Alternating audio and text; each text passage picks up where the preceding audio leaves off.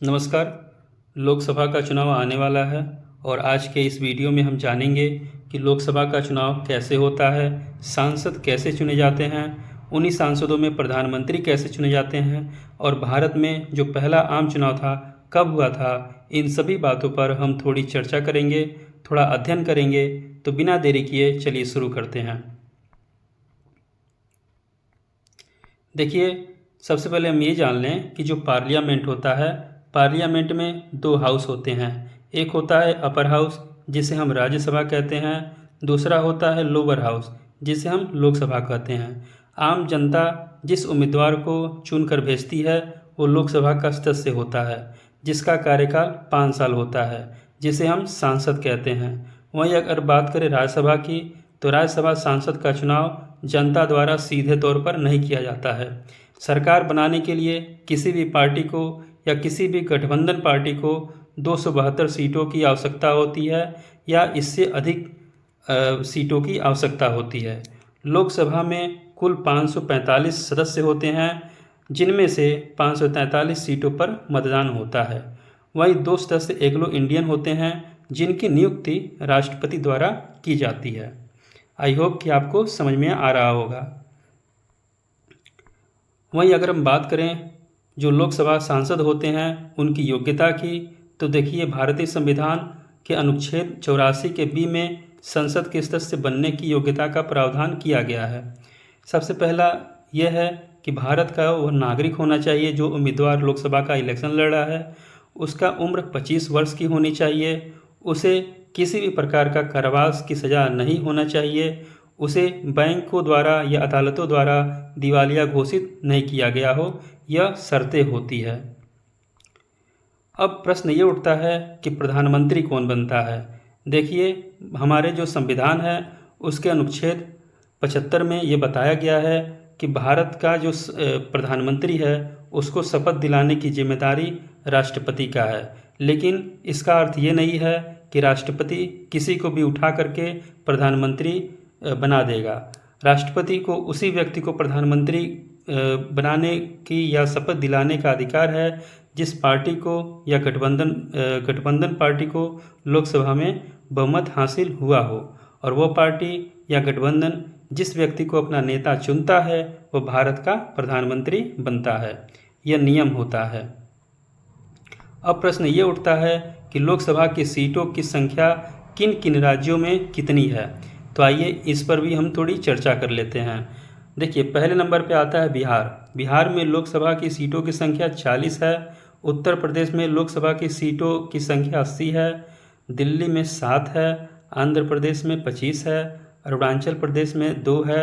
असम में लोकसभा की सीटों की संख्या 14 है। छत्तीसगढ़ में लोकसभा की सीटों की संख्या 11 है। गोवा में लोकसभा की सीटों की संख्या 2 है। गुजरात में लोकसभा की सीटों की संख्या 26 है। हरियाणा में लोकसभा की सीटों की संख्या 10 है। वहीं अगर हम बात करें हिमाचल प्रदेश की, तो हिमाचल प्रदेश में लोकसभा की सीटों की संख्या 4 है। झारखंड में लोकसभा की सीटों की संख्या 14 है। कर्नाटक में लोकसभा की सीटों की संख्या 28 है। केरल में लोकसभा की सीटों की संख्या 20 है। मध्य प्रदेश में लोकसभा की सीटों की संख्या 29 है। महाराष्ट्र में लोकसभा की सीटों की संख्या 48 है। मणिपुर में 2, मेघालय में 2, मिजोरम नागालैंड में 1-1 लोकसभा की सीटों की संख्या है। वहीं अगर हम बात करें उड़ीसा की, तो उड़ीसा में लोकसभा की सीटों की संख्या 21 है। पंजाब में लोकसभा की सीटों की संख्या 13 है। राजस्थान में लोकसभा की सीटों की संख्या 25 है। सिक्किम में 1 है। तमिलनाडु में 39, तेलंगाना में 17 और त्रिपुरा में लोकसभा की सीटों की संख्या 2 है। वहीं बात करें उत्तराखंड की, तो उत्तराखंड में लोकसभा की सीटों की संख्या 5 है। पश्चिम बंगाल में लोकसभा की सीटों की संख्या 42 है। तो ये थी लोकसभा की सीटों की संख्या। अब हम जानेंगे कि भारत में पहला आम चुनाव कब हुआ। देखिए, भारत को आज़ादी 15 अगस्त 1947 को मिला, लेकिन चुनाव 1951 में हुआ। जो बीच के वर्ष थे, भारत किंग जॉर्ज सिस्टम के अधीन था। साथ लुई माउंटबेटन उस जमाने का गवर्नर जनरल था।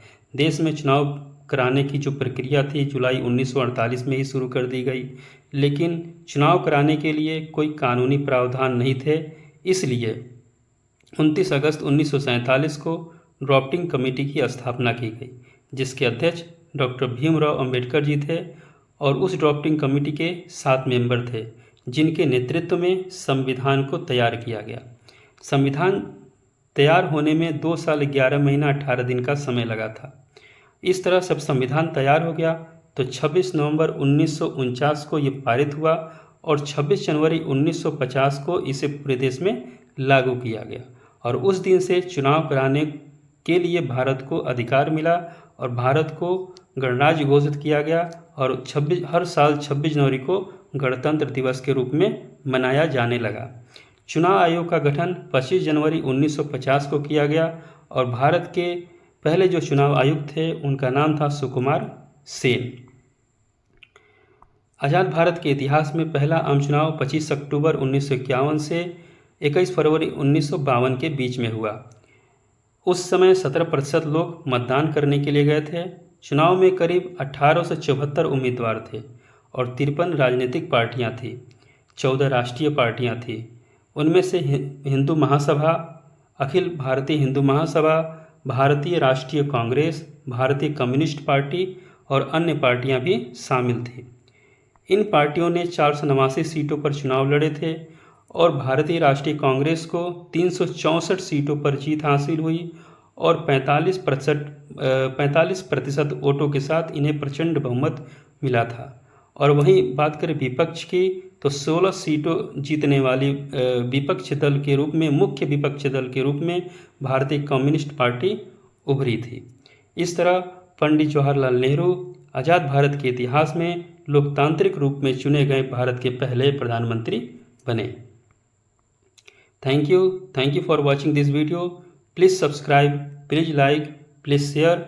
अगर आपको वीडियो पसंद आया तो अपने दोस्तों के साथ ज़रूर शेयर कीजिए ताकि उनको भी लोकसभा चुनाव के बारे में पता चल सके। Thank you for watching this video. Good bye.